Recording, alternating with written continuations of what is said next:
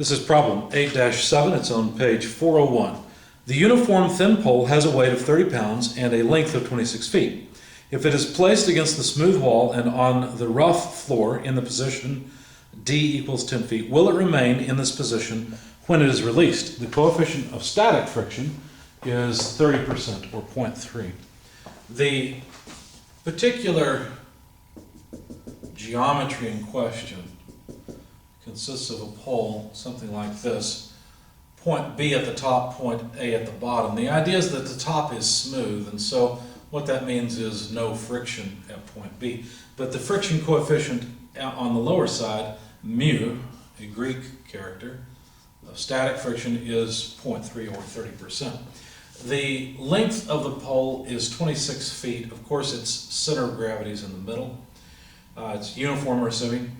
The dimension D, 10 feet, is the length, I'll put it inside, I guess, from here to here. And I guess I should make that 10 feet, make it clear. If you use Pythagorean's theorem, this is obviously a right triangle, then the height here comes out to 24 feet. So that's the height of the triangle. The weight, which would be at the center of gravity, is 30 pounds as mentioned in the problem statement. So what I did is the question is, are the sum of forces equal to 0 and the sum of moments equal to 0? That's really what we're trying to answer. What I did is make a free body diagram. I'm going to move it over just a bit. With all of the forces present. So there's weight here.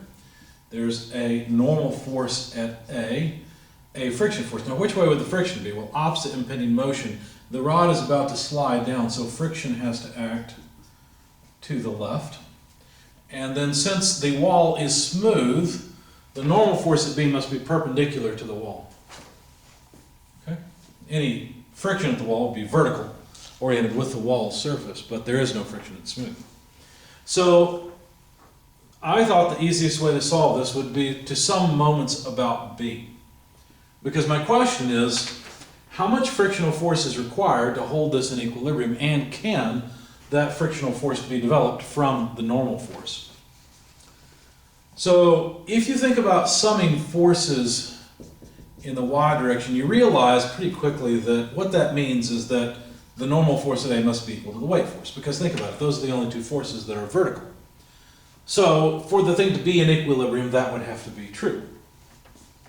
Now, if we sum moments about point B, taking counterclockwise as positive, the question is, will we get 0? Can we get 0? Well, let's find out.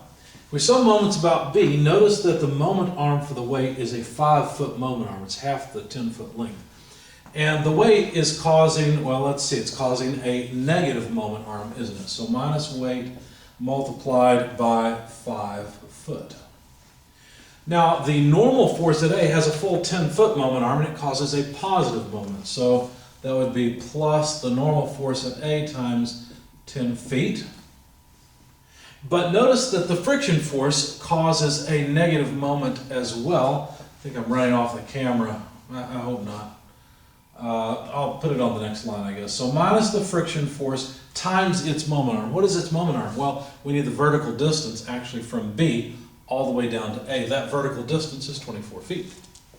So let's put in 24 feet here. Now remember, from the sum of forces in the y direction, the normal force must just be equal to the weight force if this thing is to be in equilibrium. And so, rearranging this just a bit, we can take the friction force to the left-hand side, right? 24Fa then must be equal to, well, what have we got left? Well, both of these have a factor of weight. Pull that out, it's 10 minus 5, right? So 5 times the weight.